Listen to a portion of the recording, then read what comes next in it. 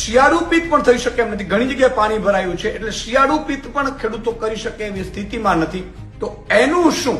એના માટે સરકારે કોઈ જાહેરાત નથી કરી.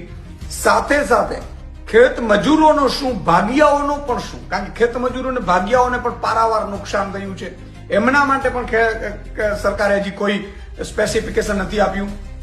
ચોથી વસ્તુ કે ખેડૂત છે એ એટલો કર્જદાર બની ગયો છે. હું તો ખેડૂતોના 2 પરિવાર જે આપઘાત કર્યો પરિવારને મળ્યો, ખૂબ હાલત ખરાબ છે ખેડૂતોના પરિવારને. અત્યારે પત્નીના ઘરેણા મૂકીને બિયારણ લીધા હતા, એને પણ ચૂકવી શકાય એવી સ્થિતિમાં નથી. આ સ્થિતિમાં ખેડૂતોને આપણે હેક્ટરે 50,000 મિનિમમ આપવાની વાત હતી, એ સરકારે પૂરી કરી નથી. જેની માંગ સાથે આગામી સમયમાં અમારી 10 માંગો છે. એ માંગો સાથે આમ આદમી પાર્ટી કિસાન મહાપંચાયતો ચાલુ જ રાખશે અને આગામી મહિનાઓ સુધી ખેડૂતોને એક કરવાનું, જાગૃત કરવાનું અમે ચાલુ રાખીશું.